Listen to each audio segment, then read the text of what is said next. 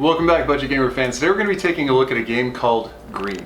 Green is a really simple title that I think actually just hit the Switch eShop today. Though it is simple, it is a far cry from easy. The only things your character could really do is jump or produce blocks. But the developers at Studio Green actually found 50 different ways through 50 different levels to make that as challenging as humanly possible. Though it is merely a 2D side-scrolling action puzzler, Green does actually have a bit of an overarching story element to try and keep you tied in. You'll have to forgive the Japanese text in the actual video because it was well into gameplay that I realized it did actually have English text. So instead of starting over and playing through just to see what it said, I figured I could go off the pantomime of the characters and keep just doing it for the puzzles. Keeping with the simplicity of the game itself, the difficulty of the game does increase pretty gradually. Each one of the 50 different levels incorporates a new element of the actual puzzle gameplay. Starting out in Green, you merely jump from block to block, avoiding pits, moving on to needing to produce blocks in very specific areas to get over pits, to using blocks to attack with. Later on in the game, blocks can be used as shields, and even past that, enemies will actually be producing their own blocks to attack you with. Water pits will turn into fire pits spewing lava, and Indiana Jones style boulders will chase you back through the screen. As if that wouldn't make the gameplay hard enough, there are actually giant sleeper blocks that if you accidentally touch them, they will wake up and slowly cruise through the level behind you. And just like everything else that isn't green in the game, if they touch you, you're dead. This brings us to the one-touch kill dynamic in Green. Though you are collecting green blocks as you progress through the levels, you have no health bar. So if you make contact with any enemy or trap, you're forced to start over the level from the beginning. That being said, each of the levels aren't very long, even though the further you get into the game, they do get very difficult. Playing through the game, getting sent back to the beginning for stupid mistakes over and over and over is really frustrating, but completing the actual level is completely satisfying. And being that the learning curve is really organic and well balanced, each previous level only sets the foundation for the next level. So the mistakes you make in this level probably won't be the ones you'll make in the next because you had to master them to move on. The overall story element of the game is that there was some sort of confrontation or breakdown in the relationship, and the loving pink block escaped into her own dream world. Green, of course, to get her back, chased her into this dream world and is fighting his way through each of these puzzle levels to find her and get her back. So accordingly, after each level or each handful of levels, we see a little snippet of the story progressing as we work our way through the maze to obtain the final prize. But a series of ever-increasing puzzles and an overarching storyline aren't all the developers threw into this game. Green actually has a few boss fights thrown into the mix as well. These boss fights do keep in line with the general game dynamic of only being able to jump or produce blocks in order to defeat them. Based on the jumping and block making skills you've learned in previous levels, you'll be using your blocks to not only attack, but avoid and even defend from enemy onslaught. Though I admittedly haven't made it all the way to level 50 in the game yet, it didn't take much more than a couple hours to get all the way up to level 20 and 30. So if you need as many do-overs as I do in a puzzle game like this, it's probably going to take you 4, maybe 5 hours to get all the way to the end. But a veteran of the 2D puzzle genre could probably crush it in about 2 or 3 hours. That being said, it is still a really good game and totally worth it, but there are a couple shortfalls that one might want to note. The first being that as the jump is the primary dynamic of the entire game, the jump button or the jump mechanic is actually really touchy. So the physical controls of when, how long, or how short you press the button really will dynamically affect the character's movement. This isn't a mistake, however, because it actually does become very useful in the game, though it is something that does take quite a bit of getting used to. The longer you hold the button, the higher or further your character will jump, but that being said, the exact opposite is also true. If you quick tap the button, you are only going to jump a very short distance. This is also the same for how blocks are produced. Holding the button longer launches them even further, or should a box hit a wall, it allows it to drop further, only ceasing its movement and locking itself in place when you let go of the button. So again, while this obviously isn't a flaw, it's something that certain players might need to get used to. The second point, and what is most typically my last point, is again the music. The music in Green, while it definitely doesn't distract from or disrupt gameplay, it has this kind of chimey, whimsical air to it that you would more expect to find during the cutscene and less during the gameplay. As you're constantly